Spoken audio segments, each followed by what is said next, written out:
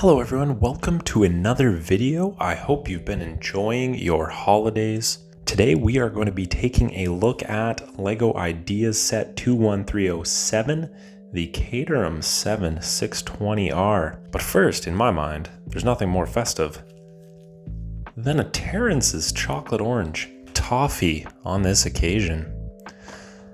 So let's whack this and get into that.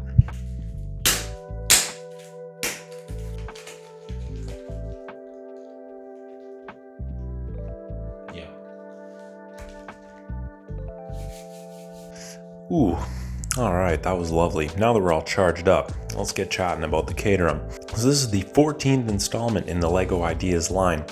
Back when they had flap open boxes and bespoke artwork for each set. The box is the first highlight for me straight away. The beautiful carbon fiber with the yellow accents and the part blueprints, absolutely stunning. Round back, we'll get a closer look at some of the details. I'll say briefly, this is what I feel 18 plus box art should look like. Fantastic. Opening the flap of the box, we get a little sneak peek of the Caterham 7 logo. And naturally, being that it is an ideas set, we get a brief look at the designer and the design process for the model in several different languages before setting off to build the model.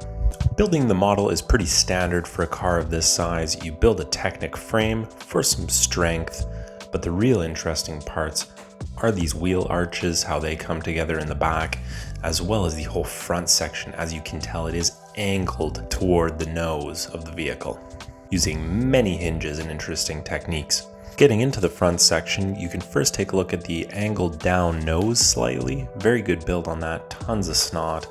Moving past the headlamps, you can pop the hood off, of course, and reveal the tuned Ford inline 4. The heart of the beast is mounted to a sequential gearbox, simulated, of course. We got some hoses, wiring suggested, all sorts of other good stuff in the engine bay. It looks really nice. The highlight, of course, is the part usage of the revolvers for headers. So good, I love it. Leading down to this beautiful side exit exhaust. Absolutely stunning. Using some really interesting parts, they actually used lipstick pieces, which were pretty new back then, I think, to hold some of the exhaust parts on. Moving back toward the cabin, this is a very detailed cabin, including even 3 pedals, aka the right number for any enthusiasts. As well as a very interesting part usage, we've got a blaster here holding up the rearview mirror. I'm not sure what the name would be. I think I would just call this like a Captain Rex style blaster. I think those are the kind that he carries, which is pretty cool.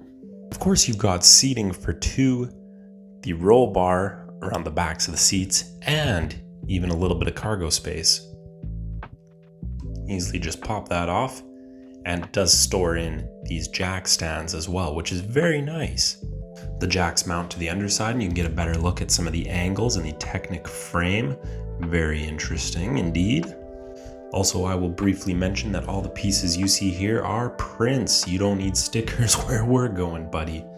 Round back, there's nothing too crazy, but I will say if you can see it, there's a lovely angle for this back panel here. It's really nice, just a little bit. And it looks perfect in my opinion. I forgot to mention it. I don't know how to explain it. The build of these front fenders and how they attach is really interesting actually.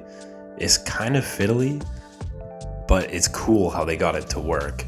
Yeah, it's really interesting. The lights are attached to it. It's really good. So if anybody who's been keeping up with the channel, this is a set that I've had since my childhood and I recently rebuilt it.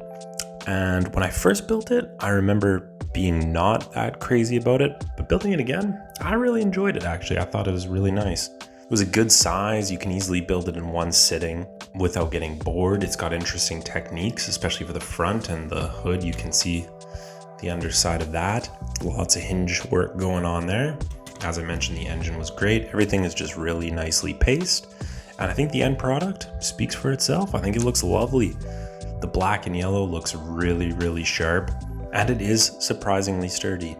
And I know all LEGO idea sets back in the day endeavored not to have stickers. I think they still do for the most part, but sometimes they do fall short on that. But back in the day with this set, all prints, love to see it. But for me, my favorite part of the entire thing has got to be the box. Like that is just fantastic. That is exactly what I want 18 plus box art for the cars, like the LEGO Icons vehicles to look like. I think it looks amazing. The contrast between the carbon fiber and the yellow looks really nice. And the little part diagrams that they have in white, the little accents, oh, those just look so good. It's grown up, but it's not boring. And I think that's what the 18 plus sets are missing right now. They're grown up, but they're boring. Anybody could just Photoshop a picture of their model with a little aura behind it on a black background. That's boring. That's interesting. This is good. Do more like that. But anyways, I hope you enjoyed this quick look at this old model. I really enjoyed it. Really like this set a lot, actually. More than I thought I did. But anyways, do you have any thoughts about this set? Any thoughts in general? How were your holidays? Hope they were well. Love to hear about it. Chuck it down in the comments below. We'll get chatting. Always love to hear from you all. But that is going to do it for this video. I hope you have a fantastic rest of your day and talk to you very soon. Goodbye.